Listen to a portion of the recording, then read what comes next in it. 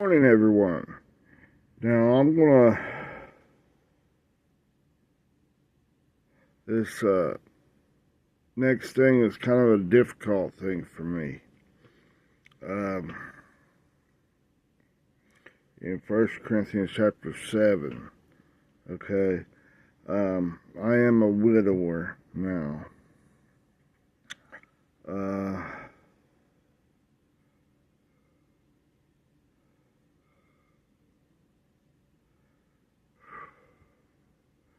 I miss my late wife, but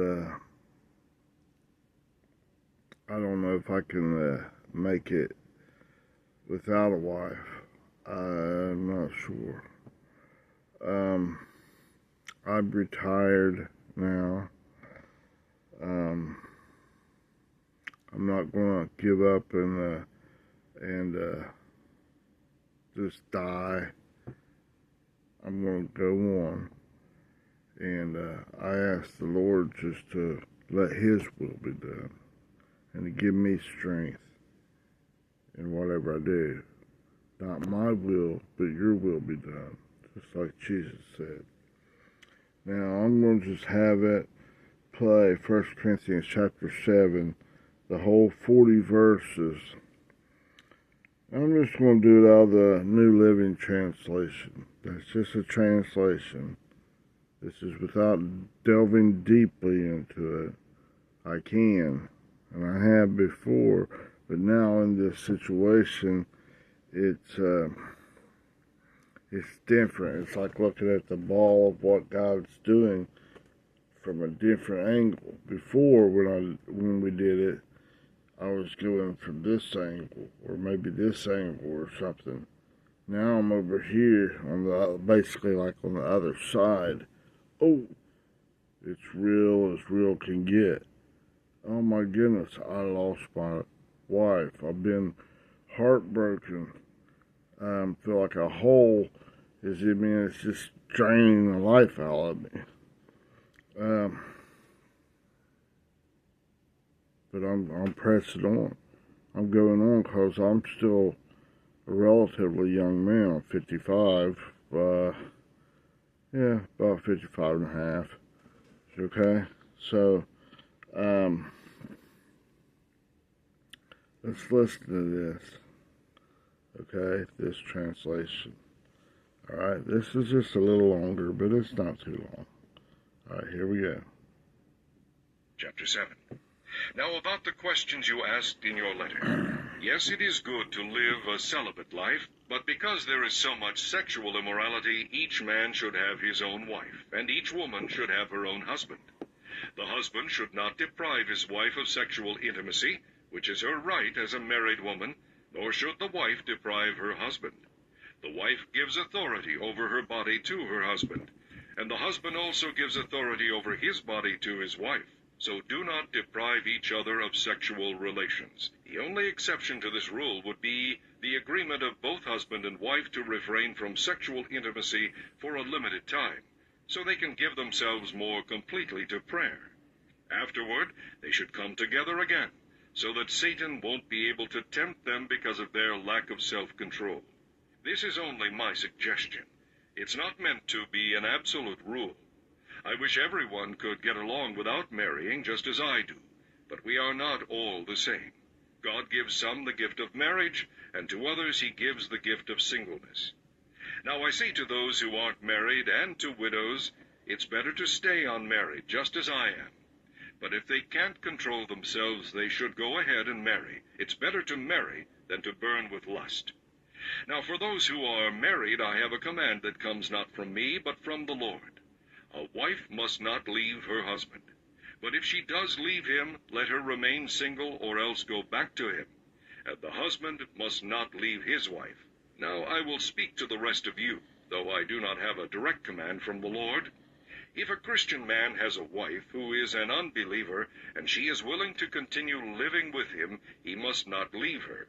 And if a Christian woman has a husband who is an unbeliever, and he is willing to continue living with her, she must not leave him.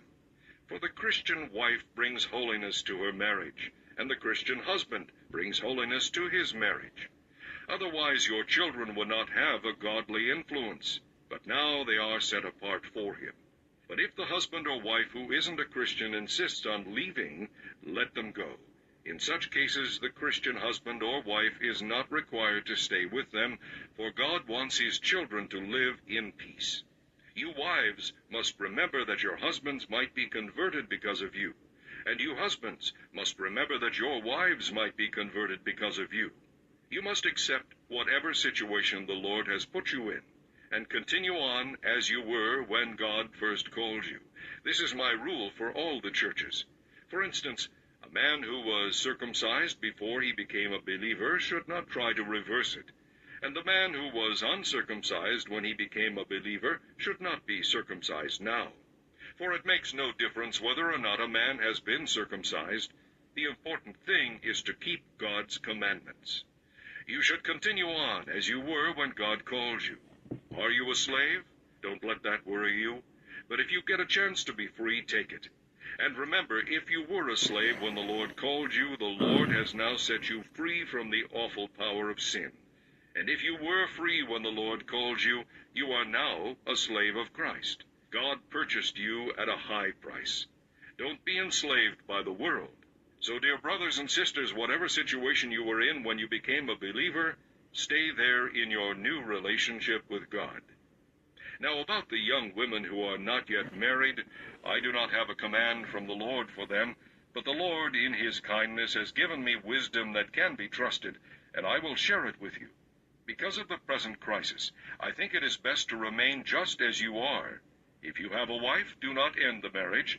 If you do not have a wife, do not get married.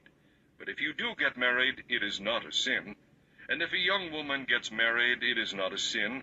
However, I am trying to spare you the extra problems that come with marriage. Now let me say this, dear brothers and sisters. The time that remains is very short. So husbands should not let marriage be their major concern. Happiness or sadness or wealth should not keep anyone from doing God's work. Those in frequent contact with the things of the world should make good use of them without becoming attached to them. For this world and all it contains will pass away. In everything you do, I want you to be free from the concerns of this life. An unmarried man can spend his time doing the Lord's work and thinking how to please him. But a married man can't do that so well. He has to think about his earthly responsibilities and how to please his wife. His interests are divided.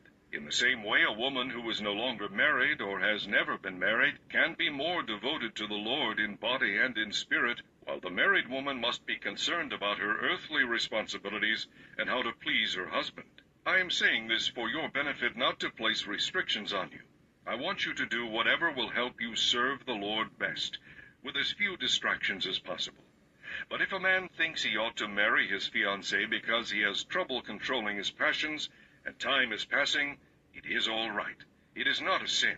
Let them marry. But if he has decided firmly not to marry, and there is no urgency, and he can control his passion, he does well not to marry. So the person who marries does well, and the person who doesn't marry does even better. A wife is married to her husband as long as he lives. If her husband dies, she is free to marry whomever she wishes, but this must be a marriage acceptable to the Lord. But in my opinion, it will be better for her if she doesn't marry again.